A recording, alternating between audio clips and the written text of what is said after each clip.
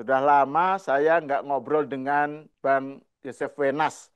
Dan ini saya kira kesempatan yang baik untuk berdiskusi dengan Bang Yosef terkait dengan isu terbaru mengenai aksi demo kemarin yang kemudian berujung kemana-mana lah ini ya kasusnya dan sampai sekarang belum selesai lah. Ada soal penjarahan, soal siapa dalangnya dan seterusnya. Bang Yosef, selamat datang ke Cokro TV lagi. Halo Bang Sal, apa kabar? Apa kabar pemirsa? Kabar Senang baik. kembali lagi. Ya, ya. Ya ini Bang, kan eh, kita pengen mendengar nih bagaimana Bang Yosef membaca aksi demo yang kalau kita urutkan kan tadinya kan diawali dengan kekecewaan dan kemarahan publik ya yang begitu luas terhadap DPR lah ya yang kenaikan tunjangan macam-macam terus respon sejumlah anggota DPR yang dianggap arogan nggak sensitif macam-macam lah terus berujung ada yang dinonaktifkan dan seterusnya. Kemudian kan menjadi meluas, rame. Terus ada eh, apa kasus Afan, ya kan? Itu yang menjadi trigger yang luar biasa keras karena kan itu menunjukkan dibaca sebagai contoh kebrutalan polisi gitu ya, Afan Kurniawan gitu dan sejumlah orang yang terluka gitu. Nah, kemudian muncul analisis nih, macam-macam nih. Ada yang bilang, terakhir ya, yang kemarin di Aiman itu kan, bahwa ini kemudian ada pembicaraan, dalangnya siapa nih? Terus si Ferry bilang, untuk melacak dalangnya gampang, telacak aja dengan analisis data, scraping, kemudian pokoknya melalui medsos lah, hashtag dan seterusnya. Terus Budiman Sujatmiko juga bilang bahwa ini unprecedented nih, unik nih karena peranan algoritma itu kuat sekali di dalam aksi yang demo kemarin. Terus ada lagi juga yang mengaitkan, nah lagi-lagi mengaitkan dalangnya dengan geng Solo. Ini jadi ada orang yang mengklaim sebagai mantan BIN ya, pokoknya mantan orang BIN nggak tahu bener atau enggak gitu. Dibilang ini dalangnya geng Solo gitu. Jadi ini kita perlu pembacaan dari seorang Joseph Wenas ini tentang apa yang terjadi. Silakan Bang. Oke, makasih Bang Sahal. Senang nih kita ketemu lagi. Ya, Maaf udah lama menghilang dulu nih karena ada alasan-alasan pribadi lah, kesehatan lah ya, ya. Oke, jadi gini Mas Sahal, kalau saya per hari ini saya eh, memotretnya dengan dan saya tawarkan kepada publik juga dengan mengobservasi pergerakan presiden justru. Jadi sejak peristiwa itu itu kan dimulai 25 sebetulnya demo-demo itu ya, ada ya, buruh, ada elemen mahasiswa, ada BMSI, macam-macam lah ya. Relatif nggak ada apa-apa, tapi memang mulai memanas gitu ya dengan berbagai tuntutannya, apalagi ditambah gorengan-gorengan yang ada di medsos. Tapi juga secara objektif kan ada masalah-masalah dengan narasi-narasi dari beberapa pejabat juga yang membuat ya, membuat jadi panas situasinya. Tapi memang per 28 Agustus saya punya catatan kronologisnya ya. Kita ya, kita kita ikuti kronologis ini karena disinilah presiden terlibat dan menurut saya penting karena presiden yang paling paham dan paling tahu bagaimana menangani situasi ini. Ya beliau kepala negara. Jadi Kamis 28 Agustus itu kan antara jam 7 jam 8 itu terjadi insiden Afan itu, ya kan?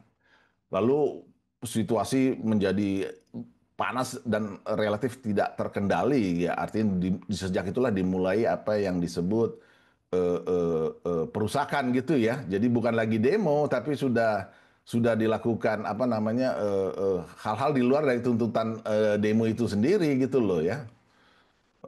Perusakan-perusakan di sana sinilah. Lalu Jumat 29 Agustus karena situasi itu Presiden Prabowo dari Hambalang jam 12 siang mengeluarkan statement kan, dirilis sekitar jam 12 siang oleh Setnek lalu dirilai oleh berbagai media gitu loh. Intinya satu, ekspresi bela sungkawa. Dua, ekspresi kekecewaan atas cara penanganan aparat. Tiga, memberi jaminan hidup bagi keluarga. Jadi yang poin ketiga ini recovery-nya nih. hmm, Yang dua poin pertama menyesalkan gitu loh atas membaca situasi lalu recovery terhadap korban. Yang keempat ini masih recovery, memerintahkan agar insiden terkait diusut tuntas dan transparan. Mereka yang bertanggung jawab, itu yang terlibat harus bertanggung jawab. Itu. Nah, tapi belum berhenti. Besoknya 30 Agustus Sabtu, jadi Kamis, Jumat, Sabtu nih. Dari Hambalang Presiden panggil Panglima dan Kapolri.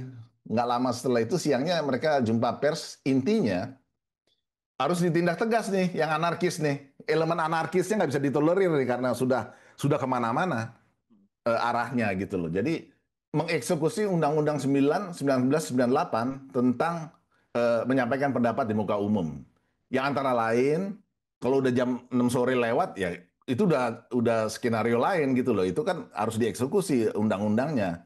Bahkan kalau perlu ketika yang unsur anarkis ini masuk ke dalam objek-objek vital ya diambil tindakan tegas terukur dengan peluru karet. Jadi sudah mulai tegas dan sejak itu saya lihat situasi mulai mulai turun tuh sebetulnya. Jadi oleh presiden dipecah nih antara yang demonstran dan yang eh, eh, eh, penumpang gelap yang mau apa, menciptakan anarkisme ini gitu. Hari yang sama Sabtu itu masih di Hambalang, presiden kan ketemu dengan 16 ormas Islam kalau Anda ingat ya. Ya, Ya, ya. tentu figur-figur utamanya Ketua PBNU, Kiai Yahya Kholil, lalu Ketua PP Muhammadiyah, Haidar Nasir, dan ada berbagai yang lain-lain, ormas Islam lainnya. Total ada 16. Ini juga satu point of analysis, Presiden mendapat dukungan di situ. Besoknya, nah ini yang juga sering dipelintir, itu hari Minggu, Hmm. 31 Agustus, sekitar jam jam 2 jam 3 siang, Presiden ketemu dengan, ini yang saya istilahkan dengan istilah pemegang saham politik, yaitu mereka yang memiliki kursi di parlemen. Nah ini penting pemegang saham politik ini. Dan di situ kita lihat, dan cukup surprise, ada Ibu Mega, Hmm. lengkap semua. Dan juga ya, sambil sambil apa mengamati itu ada saja narasi-narasi yang nggak produktif. Kok nggak ada Kaisang lah, kok nggak ya. Ini kan pemegang saham politik itu juga sudah dijelaskan oleh Bang Kodari kemarin ya. Jadi nggak usah dipelintir ke sana kemari. Tapi sejak 31 Agustus itu pertemuan dengan para pemegang saham politik di parlemen, kelihatannya suasana sudah sangat terkendali dan itu sebabnya Senin 1 September Pak Prabowo kan menjenguk juga memberikan apa melakukan manuver aksi simpatik ke Rumah Sakit Polri. Ada 17 korban di situ, 14 polisi, macam-macam ininya apa injuriesnya ada yang sampai cukup parah kita tahu kan sampai batok kepalanya harus diganti plat. Lalu ada ibu-ibu yang ini masyarakat biasa yang dibegal motornya lalu kakinya dipatahkan dan sebagainya.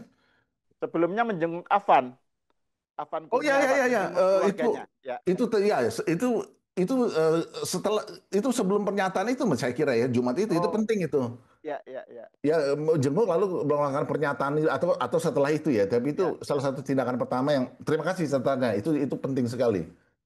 Nah itu manuver yang apa spontan dilakukan yang menurut saya ikut meredakan membuat presiden berada di pihak rakyat lah.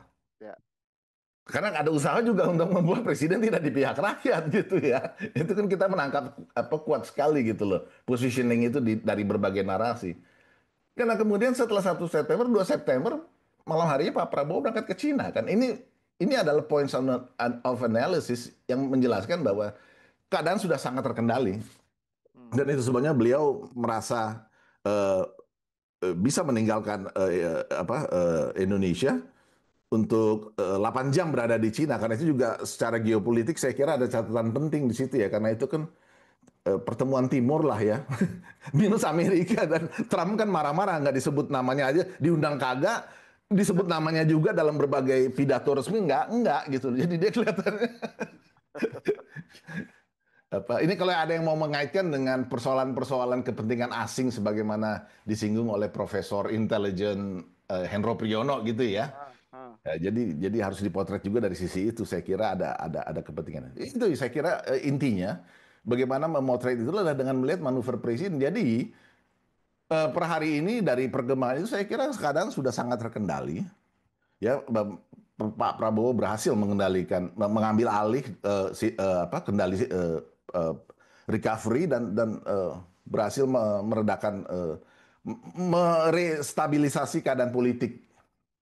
Nah, selebihnya memang kita masih harus melihat karena ini kan penyidikan masih berjalan gitu ya atas berbagai insiden yang akan mengkonfirmasi berbagai teori eh, analisis intelijen tadi gitu kan. Ah, Analisis intelijen kan bisa macam-macam.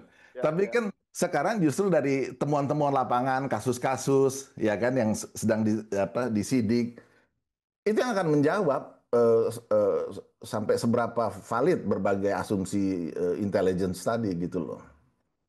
ya. Saya kira itu intinya. Oke, ini menarik kalau ini kan saya kira sebuah tilikan dari point of analysis dari perspektif apa yang dilakukan Pak Prabowo ya Ya, sepanjang sepanjang dari awal sampai sampai sekarang lah.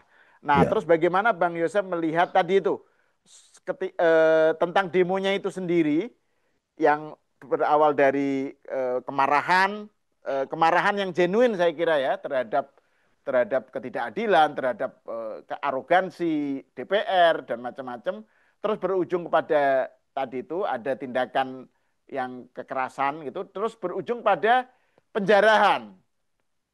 Nah ini kan tadi itu saya pengen Bang Joseph menanggapi soal tadi pembacaan-pembacaan yang tadi itu beredar menurut si Ferry, Budiman, terus juga itu loh orang yang mengaku sebagai mantan BIN itu di salah satu podcast itu yang mengaitkan dengan geng Solo dan seterusnya. Gimana menurut Bang Yosef? iya. Baik itu pembuktian tentang keterlibatan yang disebut geng Solo. Geng Solo ini juga istilah yang cukup nakal sebetulnya. Kemarin kan siapa itu ya? Saya lupa namanya. Yang salah satu narasumbernya itu kan memberikan istilah itu kan istilah yang tendensius saja, tapi kan nggak berani menyebut siapa yang dimaksud gitu loh. Tapi Iya. saya pakai bahasa Betawi ya, nebeng persepsi publik. Jadi ketika kita sebut geng Solo, semua orang tahu siapa yang dimaksud. Tapi kan saya nggak nyebut nama, jadi saya nggak bisa disalahin gitu loh. Jadi ya hal-hal Iya. yang kayak gini gitu loh. Ah, Iya kan? Itu satu. Nah, tapi kan sekali lagi perlu pembuktian kan. Ujungnya kan itu. Kalau analisis intelijen itu kan bisa liar seliar-liarnya. Ingat kan, dulu ada analisis intelijen yang mengatakan eh, Prabowo itu hanya akan 2 tahun. Nanti diganti. Dari Koni ya, Bu Ya, Koni oke lah ya. kita kita boleh sebut nama boleh enggak. Lalu bahkan orang profesor yang ini profesor loh Hmm. diakui di Saint Petersburg atau begitulah ya. Itu berteori, beranalisis intelijen bahwa akan dibunuh nih Prabowo nih. Itu analisis intelijen tuh. Nah, artinya analisis intelijen tuh bisa liar seliar-liarnya gitu loh. Dan tidak perlu dituntut tanggung jawab, bebas-bebas saja. Sama seperti yang belakangan eh, rame itu ada orang ngaku intelijen gitu ya. Yang kalau saya telusuri yang bersangkutan sebetulnya nggak lebih dari skopnya itu di Kodam Iskandar Muda. Dia ada di bawah pangdamnya pada saat itu yang adalah mantan mantan dan Kopassus Ah. Sunarko. Jadi geng-geng itu lagi gitu loh. Nah sekarang lagi naik daun karena berbau intelijen gitu kan. Hmm. Nah, publik kan suka kalau yang kayak begini-begini kan. Ya, ya. Yang penuh apa konspirasi gitu ya. Ah, ah, ah, ah. Tapi atas pertanyaan jenengan, tetap ujungnya ya pembuktian melalui apa yang sekarang ada dalam penyidikan. Nah, sekarang kita singgung yang soal Ferry kemarin. Kan dia di ujungnya menyoroti yang salah satu pembuktian apa fakta yang dia ingin itu ditelusuri. Dan ingat, Ferry berulang kali menarik persoalan dari dalang ke persoalan-persoalan lapangan dan selalu menuntut soal protap yang dilanggar, soal prosedur, ya kan, kesalahan aparat, selalu ditarik ke sana. Kalau Anda lihat narasinya, tidak mau membahas apa yang dibahas oleh Budiman di situ. Jadi memang ada dua titik pandang yang terlihat sekali bertentangan. Oke lah, sekarang kita ambil contoh yang soal yang katanya anggota TNI yang ketangkep itu Hmm. karena ada apa? Ada kartu anggotanya. Ini kan masih harus ada pembuktian lagi. Ini kan kita menunggu penyidikan. Tapi kalau kita mau berteori, ya kita bisa bernarasi seliar kita. Tapi ya yang sah adalah tunggu dari proses penyidikan ini. Begitu juga insiden Afan ini kan lagi berjalan sekarang. Hmm, Apa namanya penyidikannya, kasusnya, ya kita harus tunggu. Narasi, intelligence bisa macam-macam, tapi tetap yang valid adalah kita menunggu itu, hmm, hmm, hmm. menunggu pihak yang berwenang untuk menyelesaikan penyidikannya. Ya, ya. Kalau soal ada selalu kan muncul narasi mengenai bahwa ini ada dalangnya, ada orang yang pihak yang berusaha untuk menunggangi. Nah, itu bahwa demo tadinya genuine, kemudian ada kerusuhan, ada penjarahan, itu pasti ada dalangnya dan ini mencerminkan sebuah power play, sebuah pertarungan antara polisi dengan TNI gitu misalnya Bang ya. Terus kemudian bahwa ini eh, Prabowo tidak berani nurunkan apa Listio gitu misalnya. Kapolri tidak diturunkan. Itu berarti bahwa ini menunjukkan ada struggle yang masih keras gitu. Kalau menurut Bang Yosef bacaan-bacaan semacam itu gimana? Eh, iya, fakta bahwa dalang itu pasti ada. Yang formal itu kan yang tanggal 25, dalangnya adalah serikat buruh. Iya kan? Ada struktur resminya, ada izinnya. Ya, Dalangnya siapa ya? Ya Iqbal dan kawan-kawannya itu kan. Lalu BMSI siapa itu? Strukturnya kan ada mereka punya struktur dan dilaporkan sesuai dengan undang-undang tadi, Undang-Undang 1998 itu dalang-dalangnya. Lah tapi kan yang jadi pertanyaan ini kan ada dalang yang disebut penumpang gelap ini kan. ya, ya, Faktanya jelas ada. Maka menyimpulkan ada dalangnya juga dengan sendirinya. Karena fakta anarkisnya ada kan. Ada ya. kebakarannya, ada mobil-mobil terbakarnya. Ini kan bukan tujuan demonstrasi kan. Mm, mm, Yang didalangi oleh elemen-elemen resmi yang minta izin itu, buruh dan mahasiswa. Ini ini kan apa sidelines gitu yang kemudian ikutan terjadi dan ini pasti ada dalangnya. Itu pasti. Nah, mm, kemudian spekulasi atas pertanyaan siapa ini yang kemudian kan menjadi liar gitu loh. Bahwa ada dalangnya pasti. Itu no question about it. Semua orang juga yang berpikir waras juga tahu bahwa kebakaran itu mesti ada yang membakar lalu ada apa rencana di balik itu. Penjarahan pun juga sama kan. Kalau kita lihat polanya kan dengan sendirinya kita bisa simpulkan. Rumah Ibu Sri Mulyani sampai 2 kali gitu. Masa orang jarah 2 kali di jadwal jadi datang malam. Ini aja udah menimbulkan. Kita tunggu penyelidikan. mm. Secara intelligence sih kita bisa berfantasi macam-macam bahwa ini begini ini begini. Tapi sini saatnya sekarang kita tunggu penyelidikannya. Karena itulah versi resminya. Hmm, Sampai seberapa jauh satu asumsi intelligence itu akurat, ya kita ya, tunggu. ya. Dalang pasti ada. Hmm, hmm, hmm, hmm. Kalau soal tadi soal adanya ini ada sebuah pertarungan perebutan pengaruh gitu Bang, itu gimana menurut Bang Yosef antara tadi itu misalnya polisi dengan TNI gitu ya. Jadi ini apa sebuah apa kekuatan yang ini invisible ini anunya, bukan bukan dalam arti invisible nggak kelihatan apa, ini pokoknya sesuatu yang beyond yang terjadi di depan itu, yang di permukaan, tapi ini ada sesuatu kekuatan. Nah itu gimana Bang Yosef melihatnya ini? Oke, jadi saya membedakannya dalam dua dimensi, Mas Sahal. Jadi Oke. mereka TNI maupun Polri yang masih aktif, ya, yang belum pensiun, yang sekarang masih memegang berbagai jabatan dari posisi Panglima, Kapolri sampai bintang 3 masing-masing dan seterusnya. Dan mereka yang sudah nggak aktif, mereka-mereka yang sudah pensiunan. Nah, yang sudah pensiunan ini kan juga main-main, kita tahu ya, belum lama kan minta pemaksulan lah, segala macam gitu lah. Ya. Mereka masih mereka adalah purnawirawan tapi masih aktif gitu loh. Tapi bukan aktif secara dinas. Udah nggak secara dinas sudah nggak aktif. Yang aktif secara dinas relatif berada dalam satu orkestrasi harmonis di bawah presiden eh, solid. Hmm. Panglima TNI, Kapolri, tradisi sejak Pak Jokowi di mana mereka terus bersama kan. Ini sekarang udah menjadi pemandangan lazim sehingga kita nggak melihatnya lagi sebagai sesuatu yang khusus. Tapi sebelum sebelum Gatot Nurmantio diganti kita tahu gimana gimana itu terasa sekali gitu loh ya Kapolri dan Panglima TNI itu. Nah sejak itu kan harmonis ya.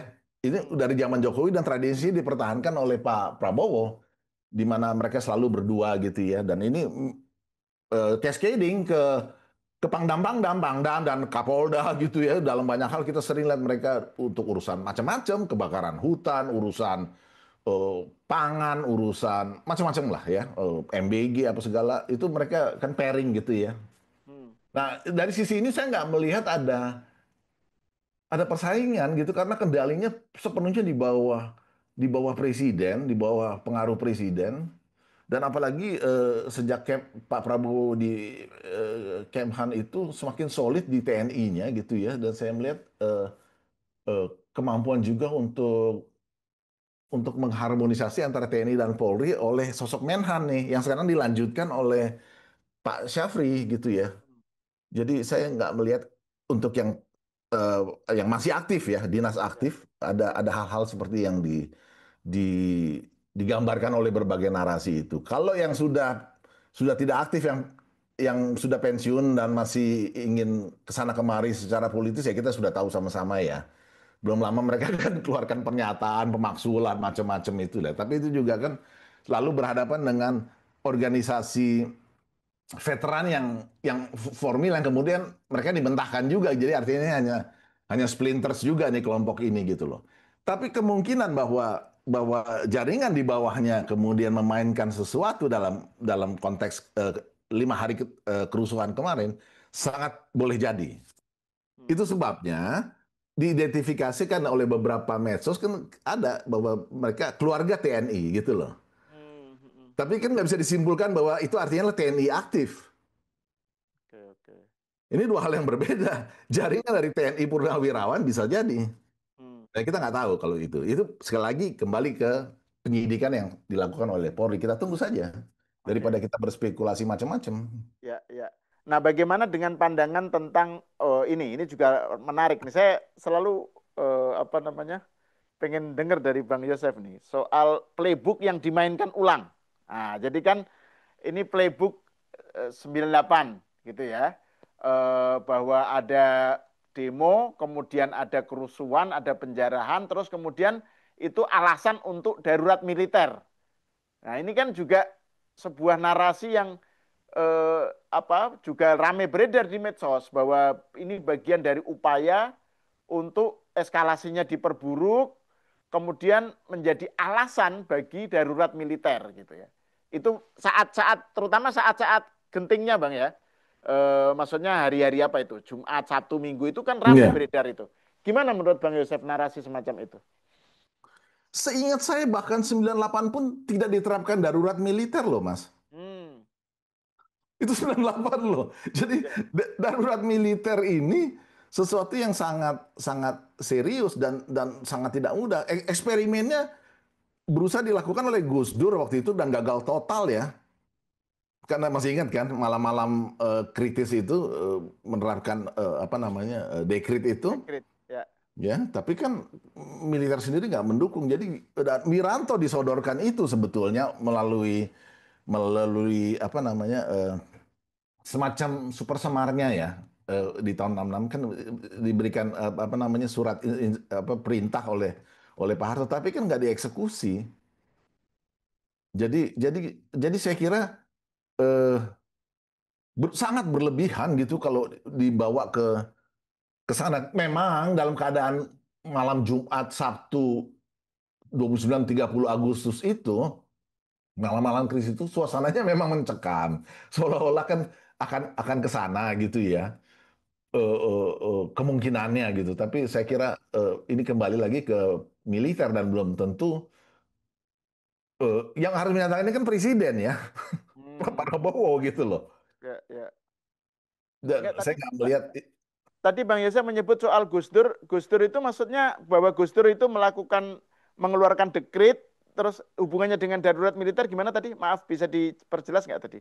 nggak. Jadi kan ada asumsi bahwa akan dibawa ke sana juga pada saat itu. Tapi kan militer nggak mendukung sehingga Oh, dekret oke. Ya. bedanya dekret Gus Dur sama Soekarno kan karena Soekarno 59 itu kan didukung oleh militer. Nah, Gus Dur kan enggak. Kalau kita masih ingat kan malam itu Pak Agung marah sekali dilempar tongkat ya kita tahu lah ya. Ya, Ya, ya, ya. ya malam itulah ya yang kemudian sebetulnya menjadi indikator bahwa Gus Dur is finished gitu loh. Nggak ada dukungan militer, nggak akan bisa. Nah, Meskipun sekarang sekarang yang dilakukan Gus Dur terkait dengan DPR itu muncul lagi dengan narasi baru bahwa Gus Dur itulah yang benar karena memang iya, DPR itulah sumber masalah gitu kan. Jadi apalagi kan Sahroni yang menyatakan mentolol-tololkan orang yang membubarkan betul. DPR. Lah yang melakukan pembubaran itu kan Bung Karno dan Gus Dur gitu. Iya. Jadi apa mendapatkan cara pandang baru itu Bang soal tindakan Bung Karno dan Gus Dur itu. Karena Sahroni itu gitu. Iya betul, tapi pragmatisme dan realitas politik itu suka atau tidak tuh Machiavellian, Mas. Hmm, hmm. Oh, Ya, yang kebenaran ada di pemenang. Jadi kalau ya, kalau Gus Dur dalam konteks Gus Dur nggak bisa meyakinkan para pemegang saham, itu sebabnya saya kira pertemuan Pak Prabowo dengan pemegang saham politik 31 Agustus itu Minggu itu sangat penting. oke. Pemegang saham itu menentukan kan pemegang sahamnya pindah udah ke Megawati dalam kasus Ya, Gus Dur selesai. Jadi kebenaran dua profesor tata negara itu bisa berdebat tuh Harun dua-duanya udah almarhum Ismail Suni dan Al Rashid. ya, Dua-duanya tuh punya argumen bahwa ini benar Gus Dur, yang ini bilang Gus Dur nggak benar gitu kan. Yang ini ya, ya. oleh DPR, yang ini gengnya Gus Dur. Sampai sekarang. Hmm, Dan mungkin Pak Yusril bisa kasih komentar tuh. Yusril ada di kubunya Ismail Suni gitu loh. ya, ya. Dua-dua benar, ini dua-duanya ahli tata negara. Sekarang tapi kebenarannya itu ada di pemegang kekuasaan, ada di pemegang saham politik. Selesai. Faktanya Makanya Gus Dur tadi Bang, dilengsarkan. makanya tadi Bang Yosef kan menyatakan bahwa momen krusial dalam kasus yang kemarin demo itu adalah ketika Pak Prabowo berhasil mengumpulkan para pemegang saham politik. Itu menunjukkan Prabowo masih the center still holds gitu ya Bang ya. Betul, betul. Jadi bahwa ternyata masih didukung makanya dengan PD Pak Prabowo ke Cina gitu Iya, ya. betul. Nah, tapi itu Bang, yang soal pertemuan para pemegang saham politik itu juga kemudian muncul pelintiran. Loh, Gibran kemana? Gitu. Jadi lagi-lagi narasi tentang bahwa Jokowi ditinggal atau Gibran ditinggal. Menurut Bang Joseph gimana itu pandangan semacam itu? Ini kan, tapi kasihannya kok Bang Kodari tuh udah sampai berbusa-busa ludahnya. Tapi orang kalau udah seneng narasi gitu ya, dia lebih percaya pada narasinya sehingga fakta nggak. Ini zaman sekarang begitu, Mbak Iya, Pras. iya, Jadi iya, kita iya. Iya, kita iya, mau benar. berbusa-busa pun ya, tapi ya kita terus saja kasih pendidikan. Nah, istilahnya juga namanya juga pemegang saham politik. Hmm, Itu artinya mereka yang punya kursi. Punya ya. kursi artinya punya kekuatan bargaining di parlemen. Hmm, Jadi berkali-kali saya bilang jangan dilihat suara nasional, yang dilihat bagaimana suara nasional itu dikonversi melalui apa Saint-Léger method itu, matematika Prancis itu hmm, yang diakui oleh undang-undang kita dan menjadi kursi. hmm. Karena pernah terjadi PKB itu suara nasionalnya gede, tapi kursinya lebih kecil dari PAN yang suara nasionalnya lebih kecil. Itu pernah terjadi di 2004 atau 2009 ya, nanti dicek lagi ya. Pernah terjadi, jadi suara nasional tuh PSI sebelah kan dapat suara nasional, tapi nggak cukup kan? Maka Ya, nggak punya kursi. ya. Jadi kursi itu penting. Ini yang saya sebut sebagai saham politik. Oke, ya, ya. Nah Gibran nggak punya itu. Saham politiknya yang direpresentasikan oleh Gibran berapa? Dan inilah justru poin ini yang lagi mau digoreng oleh mereka-mereka yang melihat Gibran kan nobodies, dia kan nggak punya saham, dia ngapain ada di situ? Nah ini yang mau terus digoreng.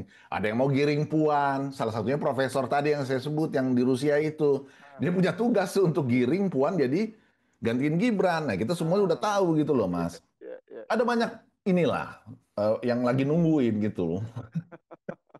Oke, oke.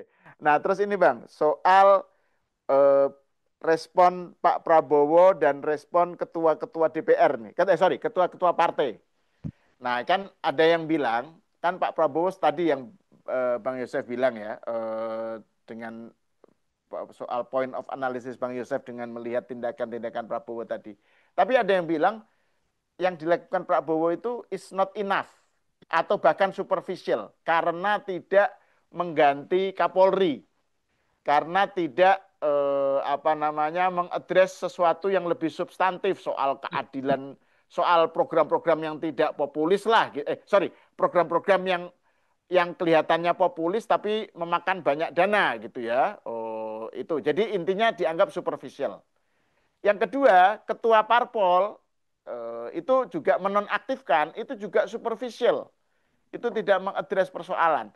Menurut Bang Yosef gimana pandangan semacam itu?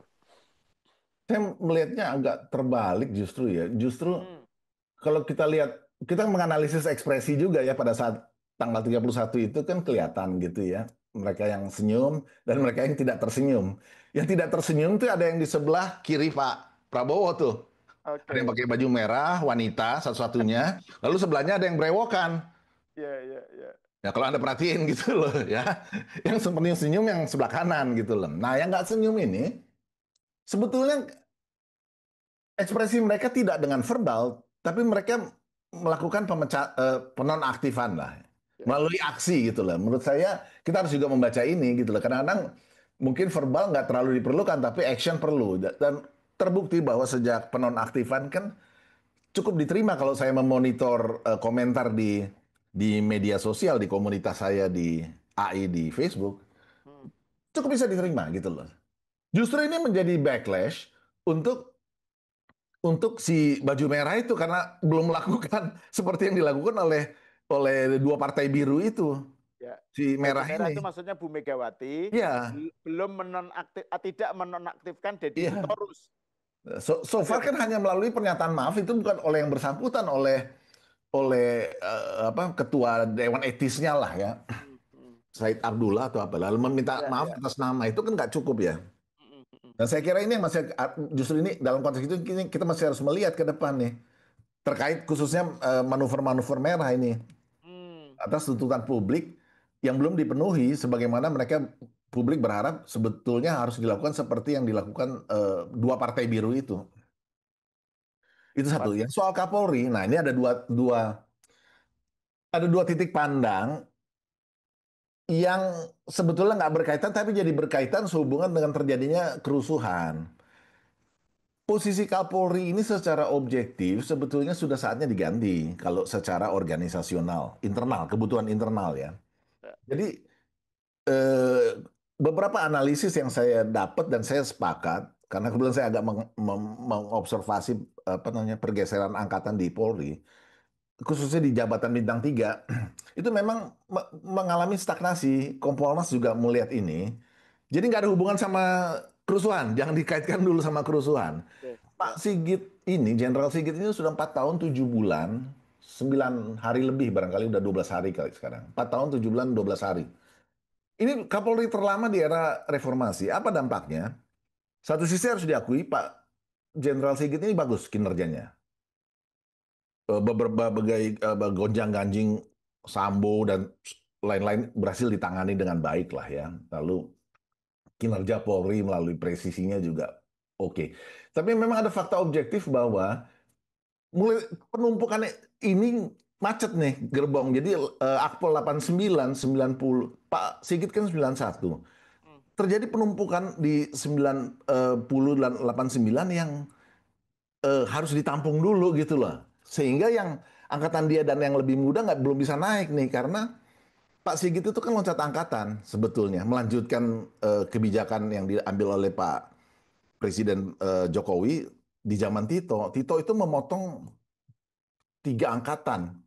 Hmm. Ini bukan soal mudah karena ketika satu angkatan, satu Kapolri naik dan itu memotong 2 3 angkatan di bawahnya, maka Kapolri yang bersangkutan selama masa jabatannya dia harus mengakomodir senior seniornya ke jabatan-jabatan eh, apa bintang 3, terutama ya Wakapolri. Kalau Pak Tito kita lihat kan itu dari Aridono lalu Syafruddin itu semua harus diakomodir dulu, baru kemudian baru gerbongnya bisa jalan lagi dimulai dari angkatan yang setara dengan yang bersangkutan dan yang lebih muda.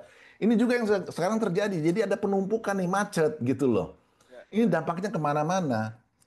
Nah, saya duga yang terjadi di insiden Kamis itu barangkali barangkali ya ada ketidakpuasan awalnya tanpa berpikir terlalu jauh bahwa ternyata dampaknya sampai seperti ini. Hmm.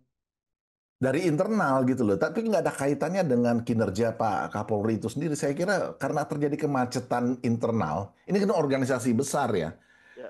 Coba pemirsa nanti amati di posisi Komjen, Anda lihat eh, 89-90 numpuk. Ini artinya kan yang lebih muda belum bisa naik dulu nih ke jabatan bintang 3. Itu satu. Lalu yang terkait persaingan dengan TNI. Hmm. Ini sebetulnya terbaca jelas pada saat RUU TNI pembahasan. Hmm. Itu kan rame di Januari Februari.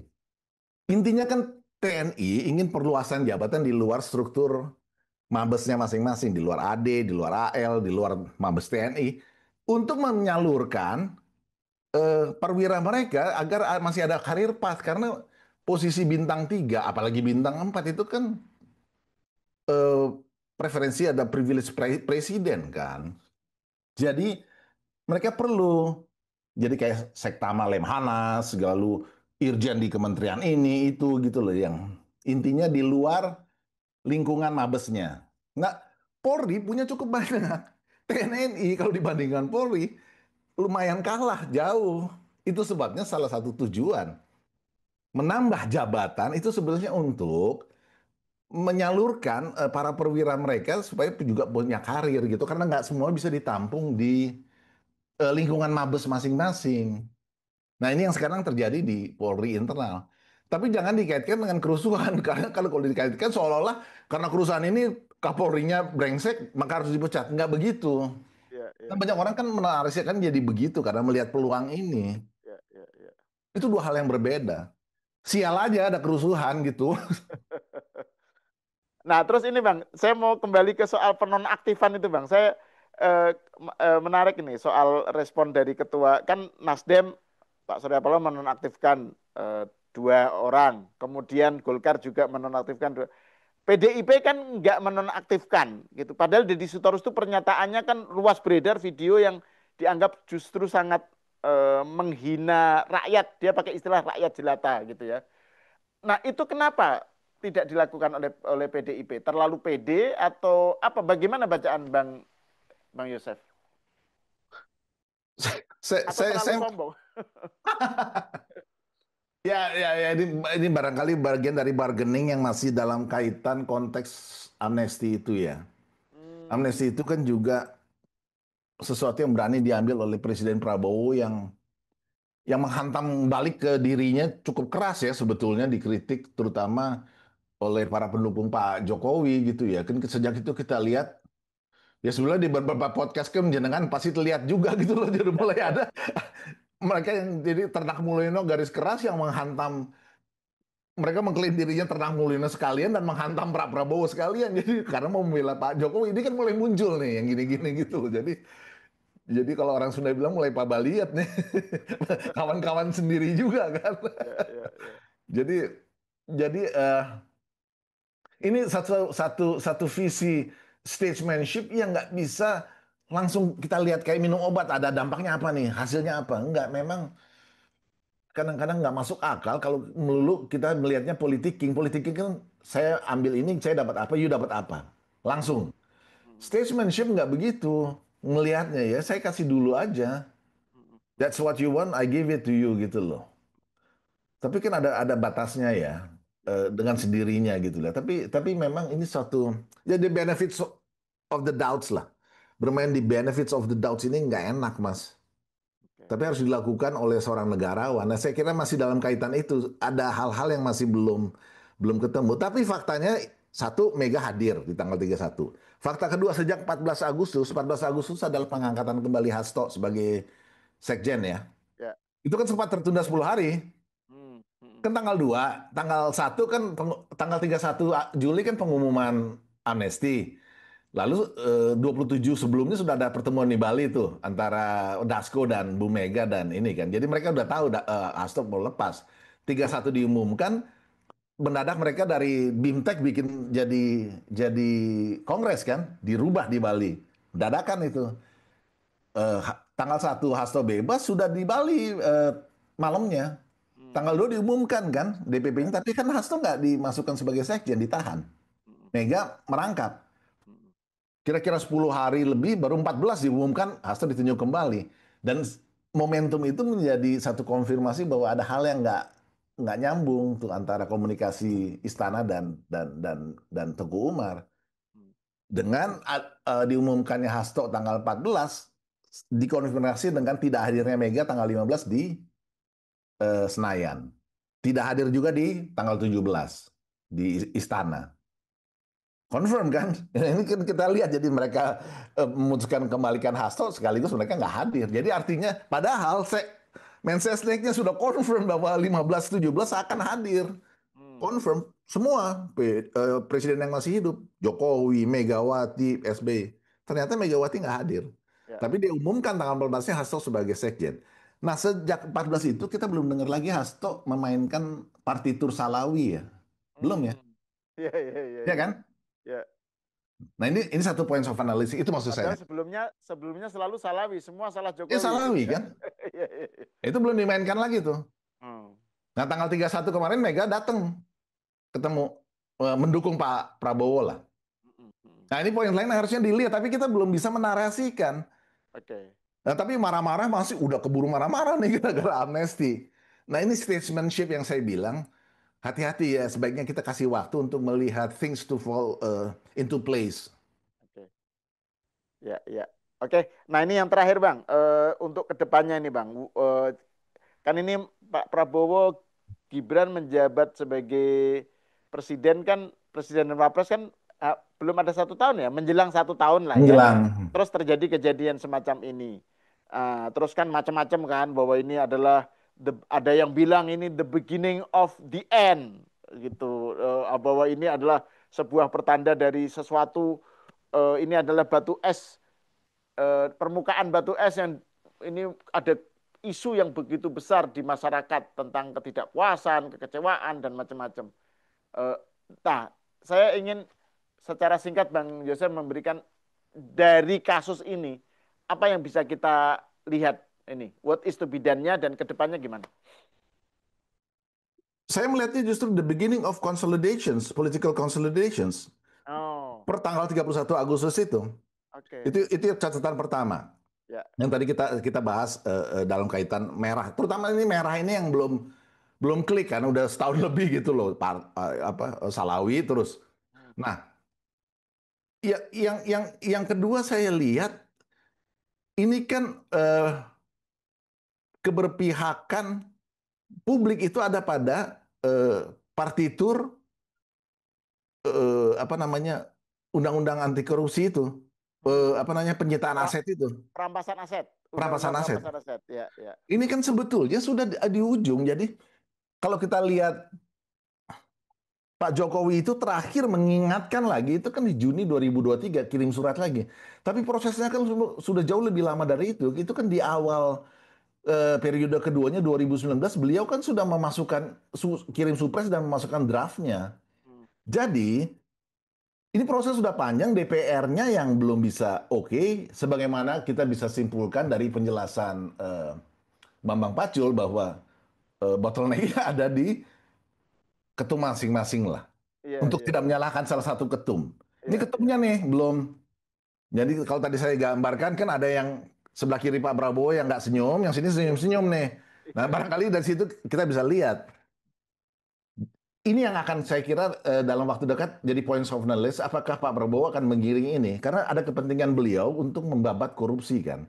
Hmm. Ini ini saya kira Cina di awal-awal mereka melesat itu kan kita tahu sendiri tindakan menghantam korupsinya kan gila-gilaan kan sampai sediakan satu peti mati lebih untuk saya sendiri apa perdana menterinya ngomong begitu kan dan kita tahu bagaimana Cina menghantam korupsi. Nah, ini harus dilakukan juga oleh kita nggak bisa nggak memang banyak program itu apa namanya terhambat. Termasuk ini kan soal korupsi sebetulnya.